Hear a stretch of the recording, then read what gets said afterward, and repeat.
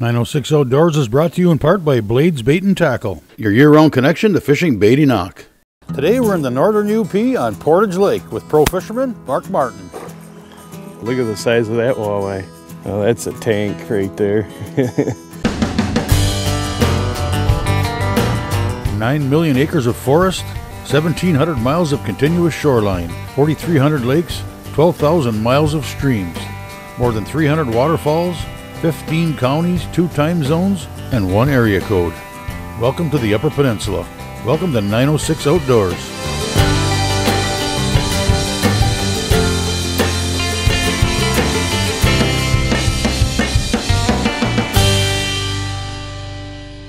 "906 Outdoors" is brought to you by Cooking Wild Seasonings. Make it fresh, make it yours.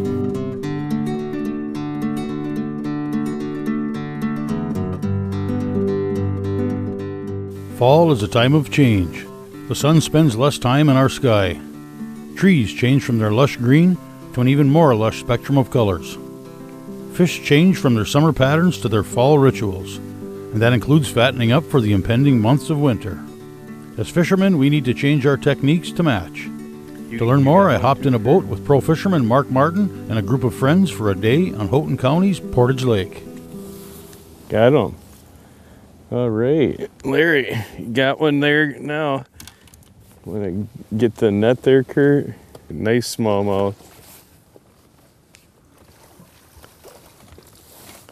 Nice smallmouth there, Larry. That's a really nice smallmouth. Get them out here too. Like I say, it's a potpourri, isn't it? Yep. Walleye, smallmouth, and we had a bite off on a northern, so it's you never know what you're going to be getting out here. That's for sure. On these crick chubs, everything bites them, and suckers. And this time of year, we just seen that fish down there, and I just went over it, and then he grabbed it.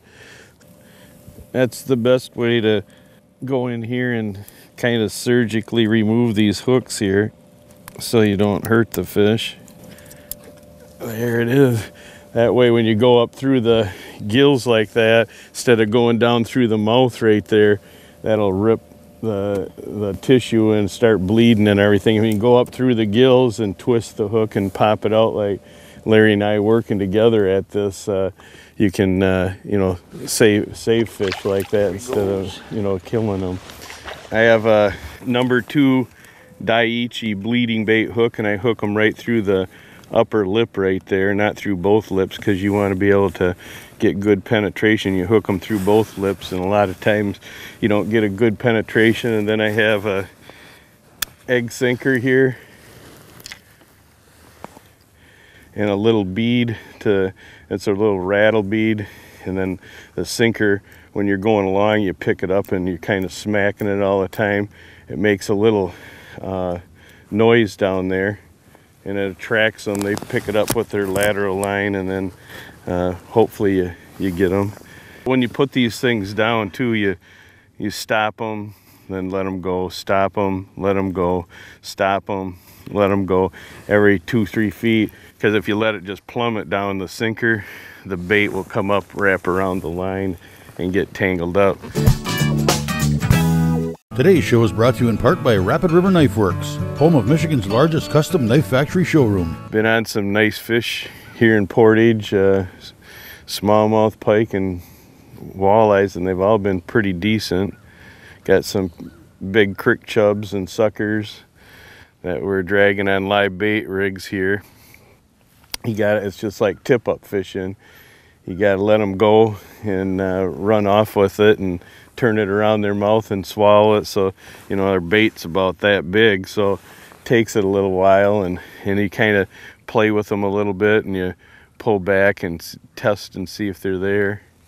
Yeah, he's still there. You can see my rod tip right there, and you can see him. He's just kind of toying with it right there right now, and that helps them take it. But you got to have a real limber rod like we have right there. These are some Fenwicks. They don't make them anymore.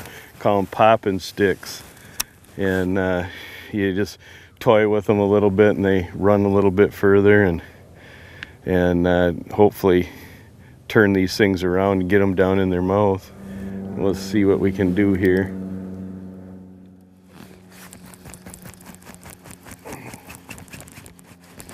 Yeah, got him. Oh boy, he came. Walleye though. Smallest one that we've taken out of here. Talk about big walleyes and then get a small one. But that's a nice eating size right there. But you can see these fish are coming in out of Lake Superior. The ones you catch in here that are golden, they've been in here, and these are silver, so they're just starting to come into the bay right here, getting ready to do their thing in the springtime. So, but I'm gonna measure them here. We'll see what we got. We got 15 and almost a half right there.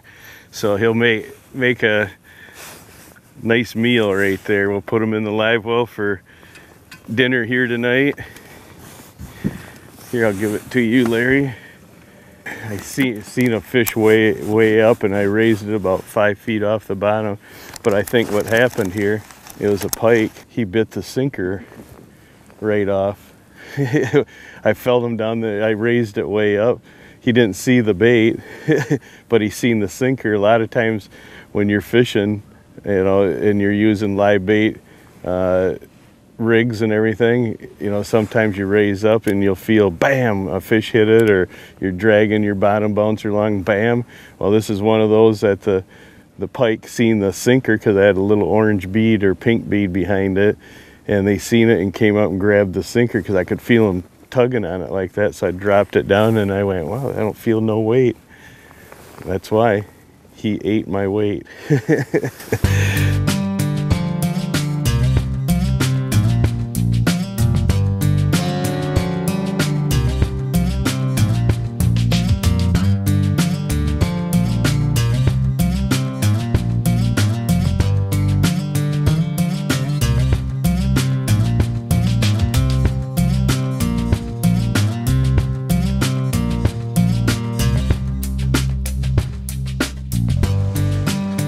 Nice fish. Oh!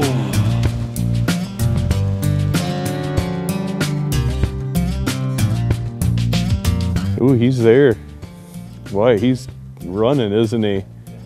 Hope it's another great big walleye like those ones that were running the other day like that. But we're out in 27 feet, so smallies are always shallower than the walleyes. So that's one thing. When you're catching smallmouth, you can always figure on the walleyes will always be a little deeper. So, but I've been zigzagging down this break here and trying to figure out, and seems like when we come to the top part of it, we're catching smallies. We get down to the bottom part, it's either going to be a northern or it's going to be a walleye, it looks like. So hopefully Kurt's got a nice walleye here. You got him. Ooh, yeah, that's a good fish. That's a good fish. Ooh, a pike.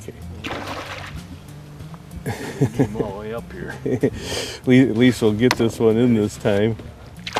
There you go.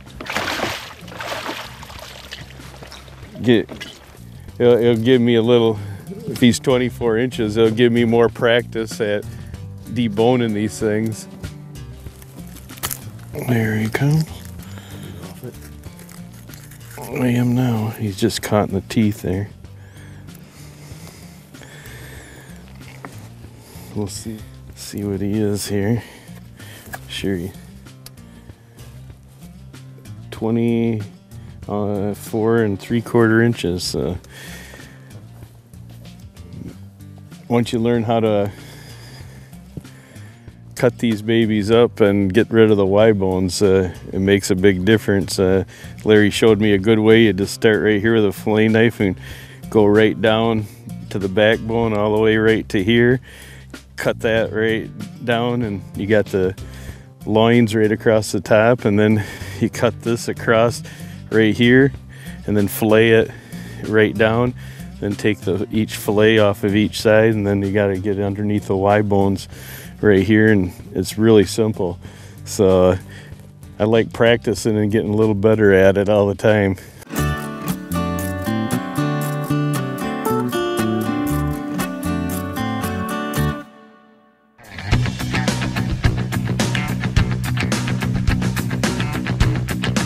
Hit my sinker and I pulled it forward real fast, and then he got my minnow. Now comes the waiting game again. You know, and sometimes you can set the hook right away, but you better have the right size minnow, and you got to have the right size fish. If we're, you know, if I knew it was a 10-pound walleye that just grabbed this, I'd probably, you know, set the hook, but it might be another 15.5 incher, and you got to give them a little time to run off and turn it around and everything. Yeah, no, he's right there. He ran back toward the boat. Now he's just sitting right there. You know, you can get them to eat it a little more. If you got the right equipment, these soft, whippy little rods like this, the fish can't really feel you. And I'm using 6-pound Berkley 100% fluorocarbon. So the line's pretty much invisible to the fish, and it's real limp stuff. There he is.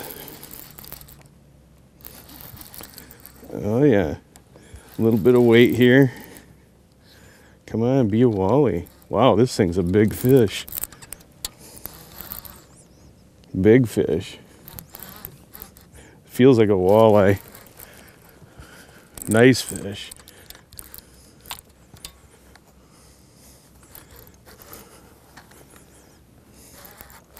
There's this thing. Oh, what is it? Big walleye. Look at the size of that walleye. That's a big walleye. That's what we came out here for.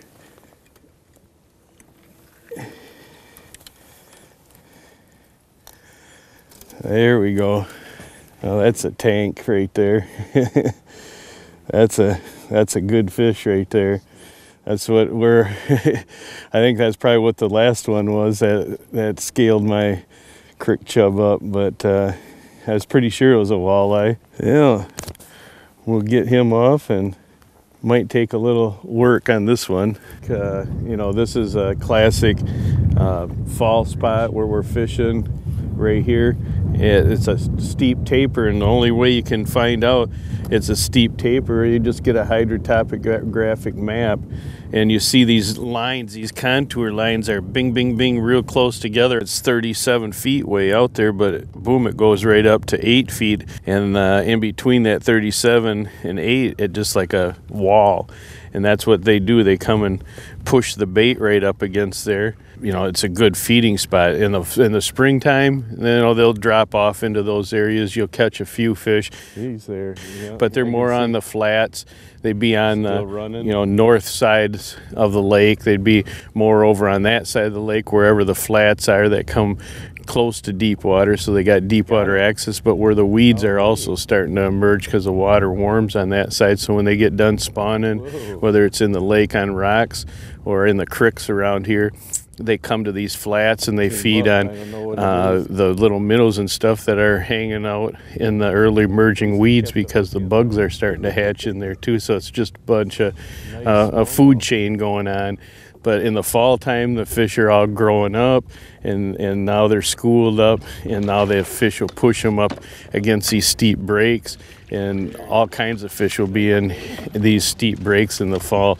As you see here today already, we got northern walleye and smallmouth bass. You know, there's perch and crappies and everything else in here too, but we haven't caught one yet. But if we had the right, you know, baits on, smaller jigs, smaller minnows, and probably went up closer to the top edge of the where the weeds are growing right off of the steep bank, then we'd probably be catching, you know, some perch and crappies and, you know, rock bass, you know, stuff like that up here. But this is, you know, a real classic area, and that's all I do in the fall time is I look for steep breaks, and I fish the steep breaks. You know, you start seeing fish, you fish it, you know, and then in the springtime, if you're in the spring, you're fishing out in fronts of the rivers, in fronts of the creeks and gravel areas and the flats. It'll be easy to cut up. Seen 2 great big fish down there. Don't know what they are yet, but they're fish, and one's actually taking my minnow and running away with it, so we'll let them do that.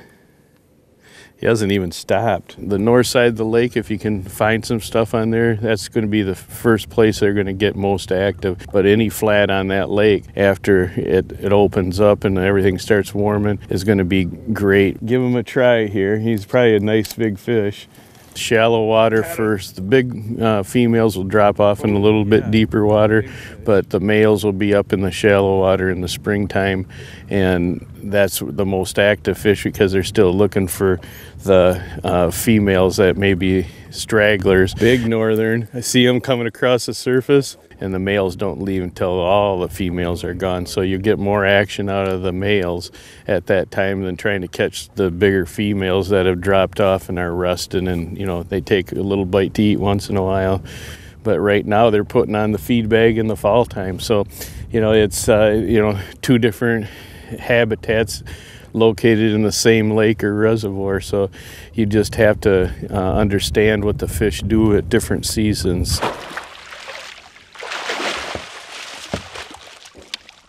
That's a big northern. Holy crow. Well, that's the only reason I probably got him in right there. It's that Daiichi bleeding bait hook was hooked on the outside. Probably had the minnow right across in his mouth. That's a big northern right there. That's a really good one.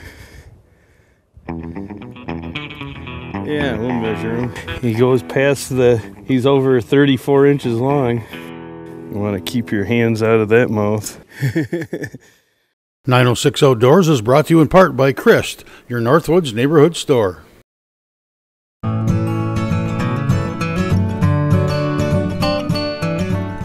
Where I don't cut my line any shorter than that on any of my hooks, crankbaits, swivels, snaps, anything, jigs, anything I tie on. That's the shortest I have it. You can see it didn't really bother the last few fish that we've caught. If people worry about that much tagging, they're worrying about the wrong thing. You got to worry about doing the methods right, not how you put it on necessarily. Maybe if you're fishing trout or something in a stream, you might want to shorten it up a little bit, but we're not fishing trout in a stream, and you get down in this water and there's a lot of little stuff floating around that's a lot bigger than that. Get this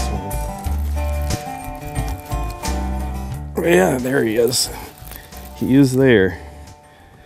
That's a nice fish. Oh, it's a northern. Boy, there seem to be a lot of pike in here today, that's for sure. It's still fun catching northern. They're good eating. Spinning the spool, going. See what he is here. There we go. It's a nice fish.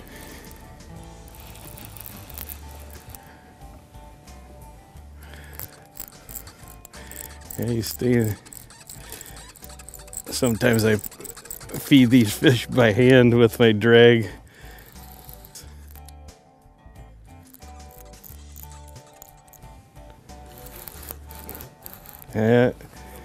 Another pike. Imagine that.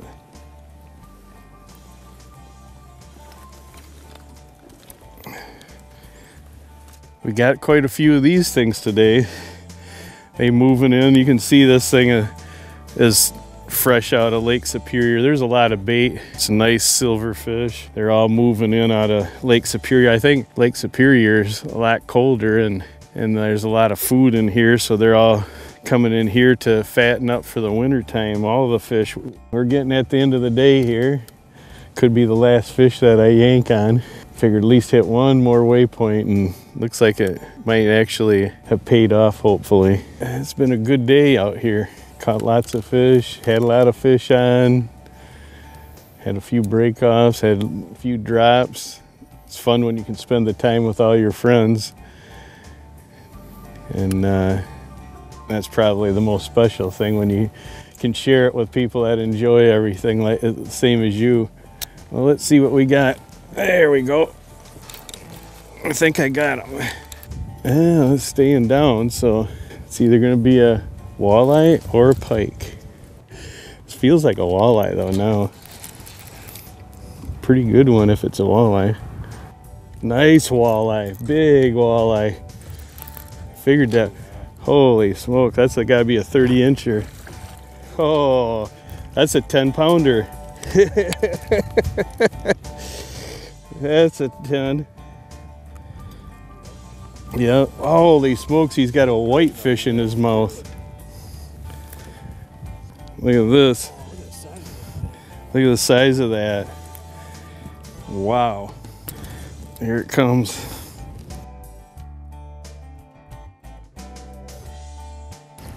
Yeah, almost got his head. Isn't that a whitefish, Larry? Sucker? So you could use pretty good sized suckers out here.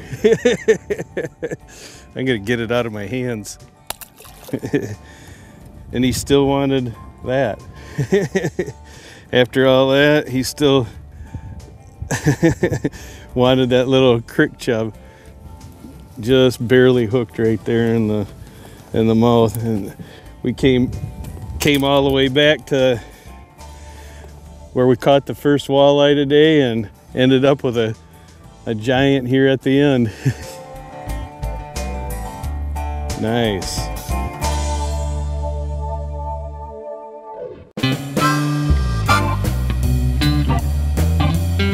Feel free to join us on Facebook or visit us at 906outdoors.com.